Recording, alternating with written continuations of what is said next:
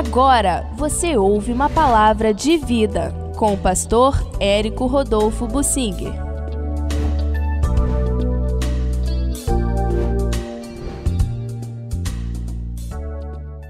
Deus considera o erro do seu povo pior do que o dos demais. Deus é mais rigoroso para com seu povo.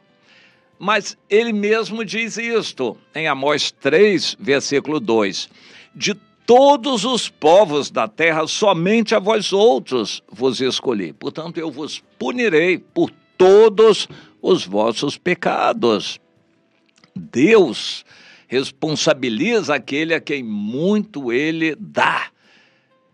A quem muito foi dado, Jesus diz, muito será exigido. Vai ser cobrado de você, porque você conhece.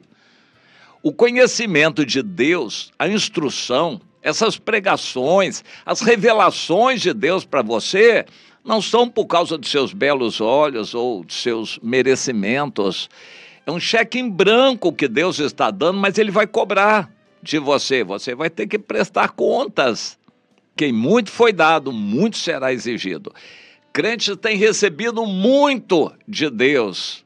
Nós que vivemos no Brasil, um país tropical, abençoado por Deus, um país maravilhoso, e nós que recebemos o Evangelho, e aqui no Brasil temos praticamente liberdade total até agora, de lidar com o Evangelho, de pregar o Evangelho, de viver o Evangelho.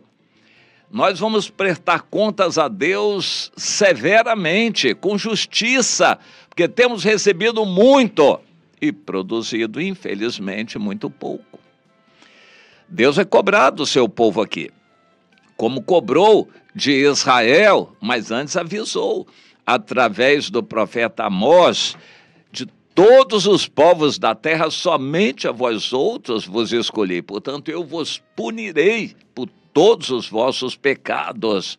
Deus foi extremamente rigoroso. O profeta Jeremias, no livro de Lamentações, descreve o morticínio que foi em Jerusalém, quando Deus enviou os babilônicos e destruíram, e pisaram, e arrasaram, e abriram as mulheres grávidas pelo ventre, e foram matando sem dó nem piedade. O profeta Jeremias fala isso no livro de Lamentações, por causa dos pecados do povo, e Deus já tinha avisado. Eu quero ler em Ezequiel, no capítulo 5, o Senhor avisando, ô meu servo, eu vou usar você pictoriamente, você vai ser um modelo e exemplo para eles. Pega uma navalha e raspa a barba toda.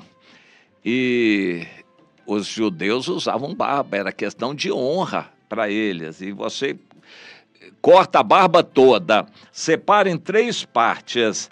Uma parte você vai queimar, outra parte você vai ferir com a espada em cima daqueles pelos de barba que você tiver cortado. E a outra terça parte você joga assim no ar e sopra para aquilo se espalhar. E assim eu vou tratar o meu povo de Judá em Jerusalém. Uma parte vai morrer de peste, doença e fome. Outra parte vai morrer pela espada dos inimigos.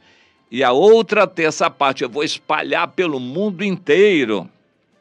Diáspora, o espalhamento dos judeus ainda é uma realidade. Hoje já há muitos judeus em Israel, mas ainda há uma quantidade maior espalhada pelo mundo. E o Senhor continua em Ezequiel no capítulo 5. Assim diz o Senhor, esta é Jerusalém. Eu a pus no meio das nações, ela, porém, se rebelou contra os meus juízos, praticando o mal mais do que as nações e transgredindo os meus estatutos mais do que as terras que estão ao redor dela, porque rejeitaram os meus juízos e não andaram nos meus estatutos. Portanto, assim diz o Senhor Deus, porque sois mais rebeldes do que as nações que estão ao vosso redor, e não tendes andado nos meus estatutos, nem cumprido os meus juízos, nem procedido segundo os direitos das nações ao redor de vós. Por isso, assim diz o Senhor, eu mesmo, o Senhor, estou contra ti, e executarei juízos no meio de ti, à vista das nações. Farei contigo o que nunca fiz em outro lugar qualquer, e o que jamais farei, por causa de todas as tuas abominações. E Deus descreve aqui muitas dessas abominações e o que Deus faria e fez. Mas não foi só lá no passado, no ano 586 a.C., quando os babilônicos vieram e destruíram por completo a cidade de Jerusalém, todo o povo de Judá que eles puderam, mataram, levaram um punhadinho de nada como cativos para a Babilônia, por uma misericórdia de Deus, para eles poderem também se multiplicarem. Deus preservou a genealogia de Jesus lá no cativeiro, e eles também levaram os pergaminhos para preservar a Bíblia. Fora isso, Deus matou a quantidade imensa de israelitas. Primeiro, através dos assírios e, a seguir, através dos babilônicos. Mas não parou por aí. Os judeus voltaram, tiveram nova oportunidade, rejeitaram a oportunidade, e o Senhor deu o veredito. Em João, no capítulo 1, versículo 11, Jesus veio para o que era seu, mas os seus o rejeitaram. E então veio o Evangelho, é o versículo 12, oportunidade de salvação para todas as outras nações. Mas os judeus que foram espalhados no ano 70 de nossa era, quando o templo foi totalmente destruído e os judeus massacrados ali, o Senhor diz que os espalharia, mas no fim os traria de volta para a sua terra de Israel. É o que está acontecendo em nossos dias. Mas Deus esperando que eles se voltem para o Senhor. O que não está acontecendo, e pelo contrário, Israel hoje rejeita mais a Deus do que as outras nações.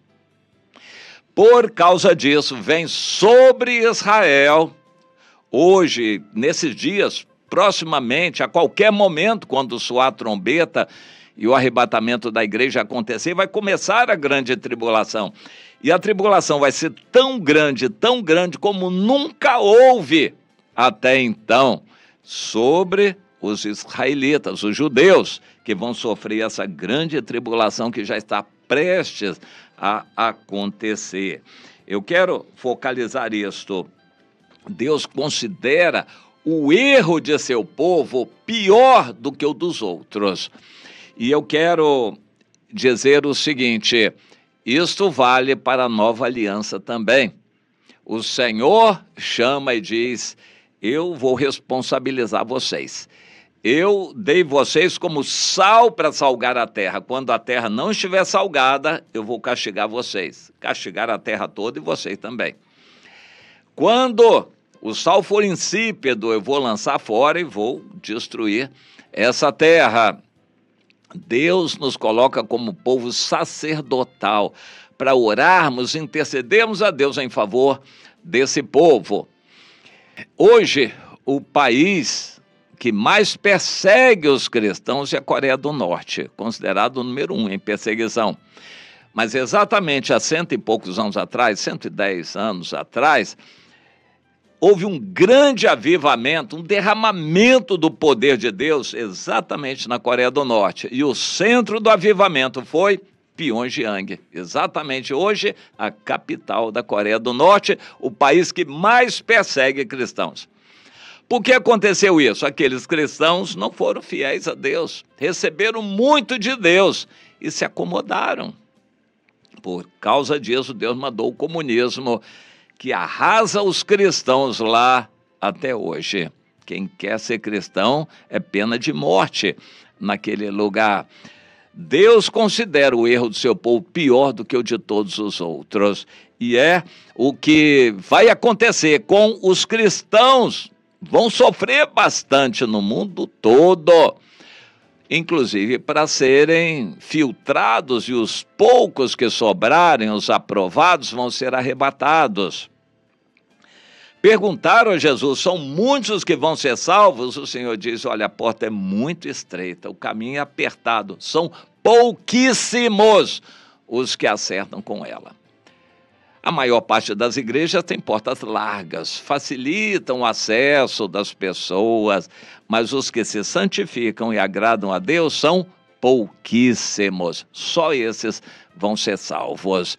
Mas o Senhor está dando oportunidade para todos, embora a maioria não queira. A maioria dos cristãos só quer receber, se acomodar, gostam do mundo, mas querem receber de Deus a bênção também aqui na terra, e não estão servindo, amando os outros, orando, intercedendo e nem se preparando para a eternidade. Não vão ser salvos. Pouquíssimos estão na porta estreita e no caminho apertado. Cuidado, meu irmão, cuidado, minha irmã. A quem muito foi dado, muito será exigido. Você tem recebido muito de Deus, já era para você, pelo tempo decorrido, ter produzido muito fruto. Se você não produziu, você não tenha dúvida. O machado está aí, já a raiz das árvores. A árvore que não produz bom fruto. Não é que não produz fruto, não. Pode produzir, mas se o fruto não for bom, também vai ser cortada. Deus é extremamente rigoroso para com aquele a quem muito ele dá. Pense nisto. O que a Bíblia nos ensina é o que vai acontecer.